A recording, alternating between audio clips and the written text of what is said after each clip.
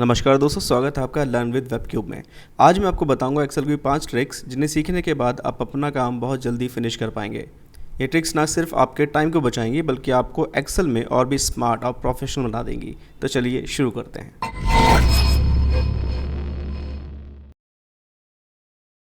हमारे पास एक शीट है जिसमें काफ़ी सारे नाम जो है लिखे हुए हैं, लेकिन इसमें मेन प्रॉब्लम क्या है कि सब कुछ एक ही सेल के अंदर लिखा हुआ है, जिसमें फर्स्ट नेम, लास्ट नेम और एज सब एक सेल में है। हम चाहते क्या है कि इसको अलग अलग सेल के अंदर किया जाए। इसे करने के लिए आपको सबसे पहले क्या करना होगा, आपका जो भी डेटा है आपको उस पूरा डेटा को सिलेक्ट करना होगा। इसके लिए आप डेटा के टॉप पे क्लिक करेंगे, कंट्रोल शिफ्ट प्रेस करेंगे साथ में और डाउन एरो प्रेस कर देंगे, जिससे सारा आपका डेटा जो है वो सिलेक्ट हो जाएगा। इसे करने के बाद में आपने क्या करना होगा, आपने जाना है डेटा पर। यहाँ से आप जाओगे टेक्स्ट टू कॉलम में। टेक्स्ट टू कॉलम में जाने के बाद में आप यहाँ से करेंगे नेक्स्ट।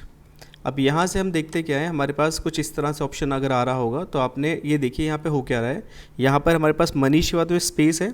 यहाँ पे जो स्पेस है इस पर टिक करने से आपको क्या होगा कि ये जो स्पेस यहाँ से दिखाई दे रहा है इसको ये अलग सेल में ट्रांसफ़र कर लेगा। साथ में क्योंकि इसमें कॉमा भी लगा हुआ है तो अब यहाँ से हम कॉमा को भी सिलेक्ट कर लेंगे, जिससे कि ये कॉमा को भी अलग सेल में काउंट करेगा।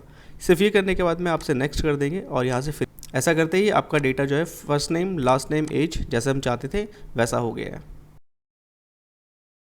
इस ट्रिक में हम सीखेंगे कैसे हम वी लुकअप को एक साथ यहाँ पर अप्लाई कर सकते हैं। इसके लिए आपने करना क्या होगा, आपने फॉर्मूला लगाना है वी लुकअप।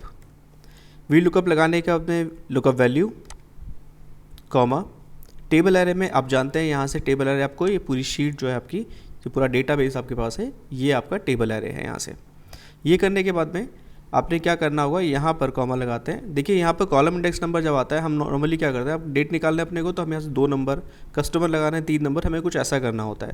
लेकिन इसकी जगह हम क्या कर सकते हैं, शिफ्ट के साथ में कर्ली ब्रैकेट ऑन करेंगे।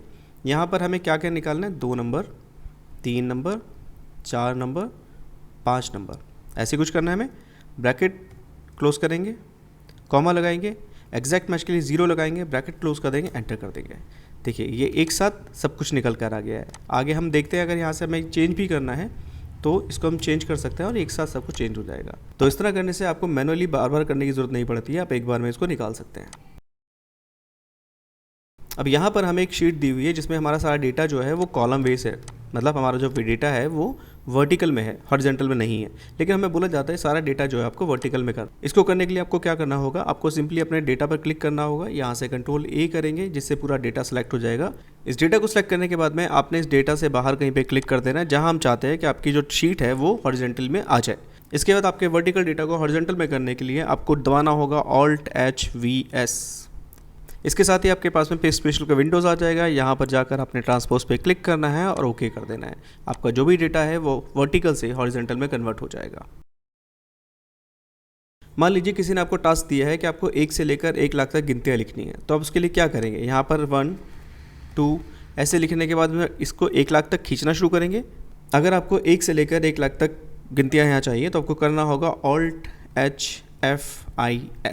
ऐसा करने से ये टैब आपके सामने खुल जाएगा। अब यहाँ पे 2 ऑप्शन आपके पास अवेलेबल है, रो या कॉलम। रॉ होते हैं अगर हम गिनतियाँ इस तरह से चाहते हैं, कॉलम अगर गिनतियाँ हम इस तरह से चाहते हैं। तो हम कॉलम में गिनतियाँ चाहते हैं, इसलिए स्टेप वैल्यू पे जाएंगे 1 और स्टॉप वैल्यू को कर देंगे 1 से 1 लाख तक। इसके बाद ही ओके कर देंगे और हमारे पास में 1 से लेकर 1 लाख तक गिनतियाँ एक बार में आ गई है। अगर आप अब भी अपने डेटा को फ़िल्टर करने के लिए एक एक करके इस तरह से फ़िल्टर करते हैं तो बहुत टाइम कंज्यूमिंग है और ये गलत तरीका है। इसकी जगह हम क्या कर सकते हैं, अपने डेटा को सबसे पहले क्या करेंगे, कंट्रोल ए करके पूरा सेलेक्ट कर लेंगे। इसके बाद हम सिंपली प्रेस करेंगे Alt+T। ये करने से आपका डेटा जो है टेबल में कन्वर्ट हो जाएगा। आपको सिर्फ ओके कर देना, ये डेटा आपका टेबल में कन्वर्ट हो चुका है। ऊपर आपको दिखाई देगा इस जगह पर इंसर्ट स्लाइसर, आपने यहाँ पर क्लिक करना है। आपने किस तरह से इसको स्लाइस करना है या फ़िल्टर करना है आपने उस पर क्लिक करना है और उसके बाद कर देना ओके। ऐसा करने से आपके पास ये स्लाइसर यहाँ पर आ जाएगा। अब आपको सिंपली यहाँ से क्या करना है, इसको कॉलम में कन्वर्ट करने के लिए आप यहाँ से कॉलम पे क्लिक कर देंगे। आपको कितने रो कितने कॉलम इस तरह से चाहिए, इस तरह से सिलेक्ट करेंगे, इसको एडजस्ट करेंगे और इसको अपनी जगह पे फिक्स कर देंगे। मैं यहाँ पर 1-2 लाइन्स को इंसर्ट करा लेता हूँ जिससे कि हम इसको ईजिली देख पाएँ।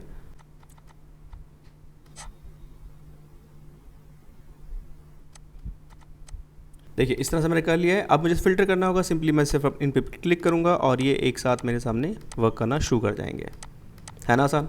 इसके अलावा अगर आपको मल्टीपल चीज़ें सेलेक्ट करनी है, आपने सिंपली यहाँ पे क्लिक करना है और इसके बाद में आप मल्टीपल चीज़ों को भी सिलेक्ट करके फ़िल्टर कर सकते हैं। आई होप आपको आज का वीडियो समझ में आया होगा। अगर कोई कन्फ्यूज़न है तो आप मुझे कमेंट करके बोल सकते हैं, मैं उसके ऊपर एक डेडिकेटेड वीडियो बना सकता हूँ। तो आज के लिए इतना ही, मिलते हैं अगले वीडियो में, तब तक के लिए सायोनारा।